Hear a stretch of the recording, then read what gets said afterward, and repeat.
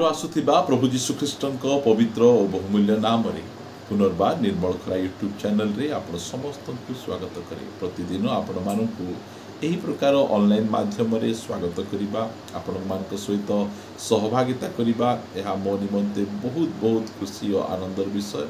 प्रति प्रभात रे आपण माने एही चैनल द्वारा प्रसारित होतबा कार्यक्रम गुडी को देखुचंती। आपण मानकर लाइक शेयर कमेंट्स गुड़िक आमको अधिक परिमाण रे उत्साहित करुछि, सेतिपाई आपण समस्त को धन्यवाद दिए। आपण मानक निमंते मो प्रभु को गौरव दूछि जे आपण मानकर उत्साह आमको प्रभु को सेवा करिबा निमंते आहुरी अधिक प्रेरणा देउछि। प्रभुकर गौरव हो। आज मध्य गोटे सुंदर प्रसंग रे आम अल्प समय कथबार्ता हेबा। गोटे नारीर शक्तिशाली अस्त्र, गोटे नारीर शक्तिशाली अस्त्र से विषय अल्प समय धरी आपण मान सहित कथबार्ता हेबा चाहे। जो समय रे आमे नारी झियो आमे ए प्रकार कथा कहू, जगत नारी मानकर क्यों विषय को अधिक पसंद करे, से मानकर सौंदर्य, से मानकर रूप, से मानकर गठन को जगत बहुत पसंद करे।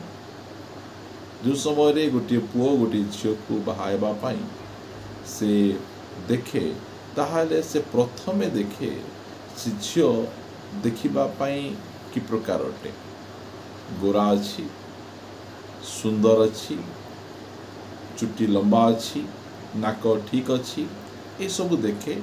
आउ झील माने मध्य जो समय रे से मानकर बाहाघर प्रस्ताव हो जाए, से समय रे निजर शारीरिक गठन को नहीं आउ कि प्रकार भाव टिके आउ टिके अधिक सफा देखा जाई पारबी, आउ कि प्रकार भाव आउ टिके सुंदर देखा जाई पारबी, ए विषय को नहीं से माने बहुत बहुत समय धरी चिंतारे व्यतिव्यस्त से माने थांती। मात्र रूप गोटे नारीर सबुठारु शक्तिशाली अस्त्र नुहे, कारण रूप धोखा दिए। कारण बाइबल कहे जे यही जो लावण्य ए सौंदर्य ए सब प्रवंचनाजनक, मात्र जो स्त्री सदा प्रभु को भय करे से प्रशंसिता हेबो।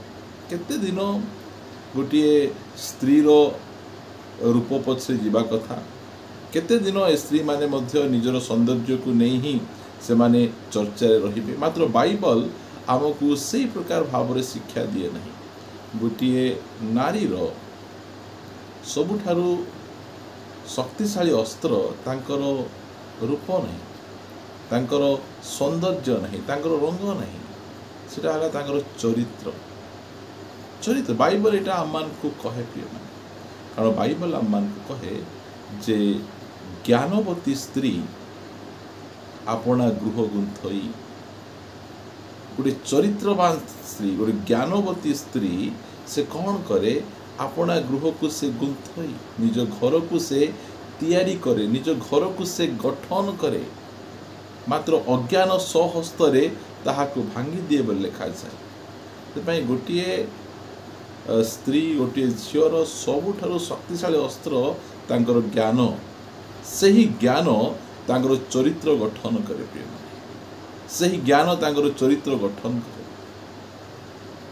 लिखा जाए जदि पढ़िबा आमे प्रथम पितर 3 अध्याय, सेहीपरि हे भार्या माने तुम्भे माने आपणा आपणा स्वामी मानकर वशीभूता हुओ, जेपरि सेमानक मध्यरु केही केही वाक्यर अनाज्ञाबह हेले सुद्धा तुम्भ मानकर स्वभय सदाचरण देखी, कौन देखी, तुम मानक रूप देखी। गोटे स्वामी गोटे वाक्यर अनाज्ञाबह होउछंती, से समय रे स्त्रींकर को विषय निजर स्वामी को वाक्यर आज्ञाबह हेबा निमंते प्रेरणा दउछि। तांकर मेकअप नहीं, तांकर सौंदर्य नहीं, आउ तांकर कौनसी प्रकार बाहिक रूप नुहे। एठी अति सुंदर भाव लिखा जाए, कहा जाए जे सभय सदाचरण देखी वाक्य बिनु आपणा आपणा भार्यार आचरण द्वारा परिवर्तित हेबे। प्रिय माने देखंतु गोटे स्त्री लोकंकु एते शक्तिशाली अस्त्र परमेश्वर देइछंती ତାଙ୍କର ଚରିତ୍ର ଆଉ ଏହି ଚରିତ୍ର ମନୁଷ୍ୟକୁ ତିଆରି କରିଦିଏ। ଗୋଟିଏ ବିଗିଡ଼ି ଯାଇଥିବା ସ୍ୱାମୀକୁ ଗଠନ କରିଦିଏ। ସ୍ୱାମୀମାନେ ପ୍ରଭୁଙ୍କର ବାକ୍ୟକୁ ନ ମାନିବା ସମୟରେ ସ୍ତ୍ରୀମାନଙ୍କର ଆଚାର ବ୍ୟବହାର ତାଙ୍କର ଆଚରଣ ଗୋଟେ ସ୍ୱାମୀକୁ ପରିବର୍ତ୍ତନ କରିଦେଉଛି।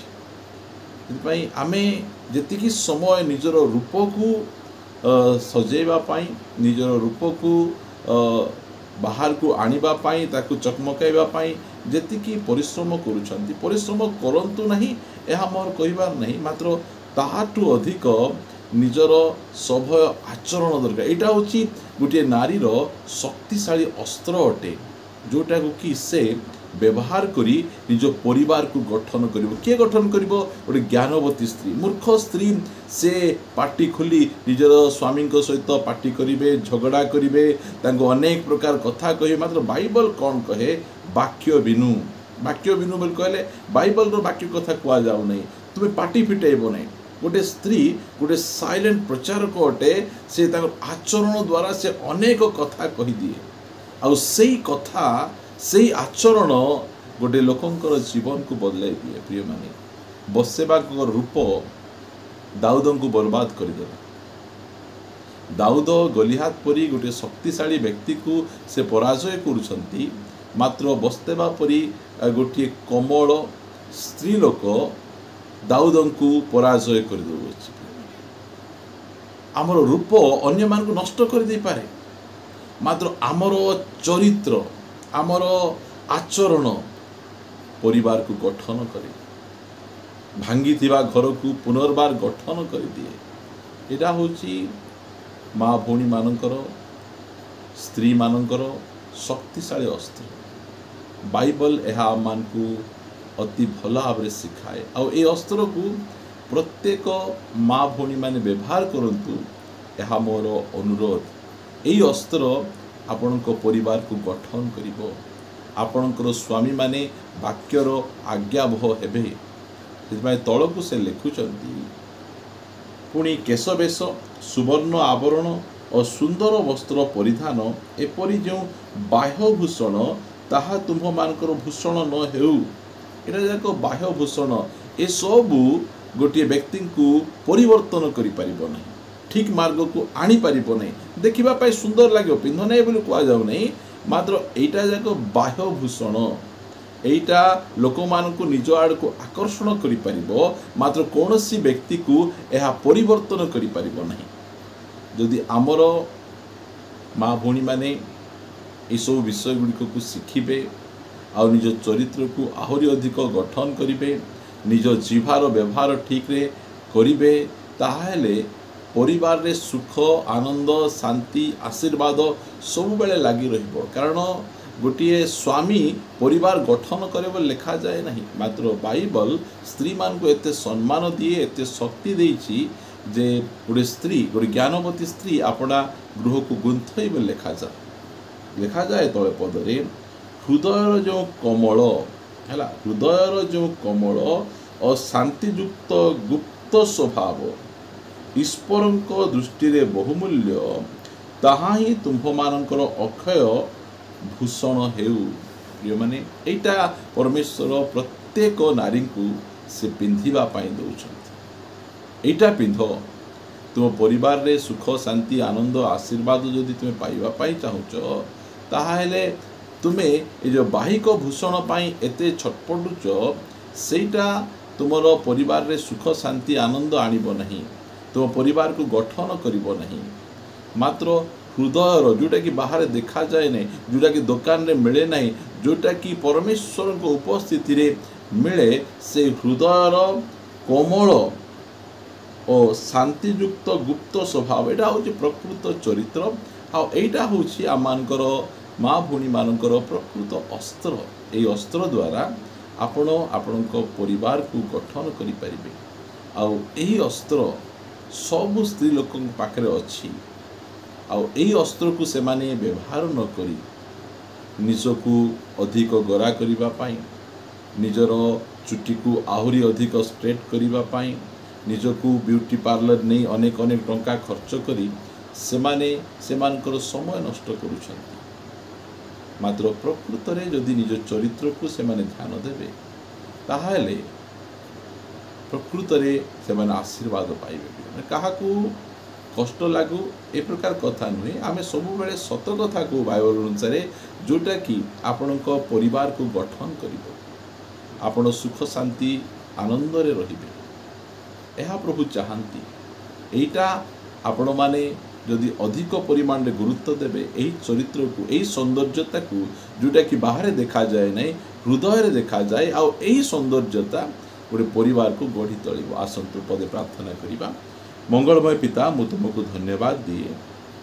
तो वाक्य माध्यम रे तुमे आमान को अति सुंदर भाव रे कथाबार्ता हिछ आ तुम वाक्य जे प्रभु शक्तिशाली अटे आमान को प्रत्येक माँ भणी पाखे तुम जो शक्तिशाली अस्त्र देछ ताहाकू से माने व्यवहार करी निज परिवार रे शांति आनंद आशीर्वाद से माने पाई परिबे दया करी तुम साहाय्य कर परिवार रो समस्या दूर हो स्वामी स्त्री को संपर्क भल हो आउ से माने उभय मिसी तुम गौरव प्रशंसा करंतु यह मु प्रार्थना करूँ प्रार्थना शुणिछ धन्यवाद दे प्रार्थना प्रिय यीशु नाम रे मागुछि आमीन प्रेज द लॉर्ड प्रभु समस्त को प्रचुर भाव आशीर्वाद करंतु गॉड ब्लेस।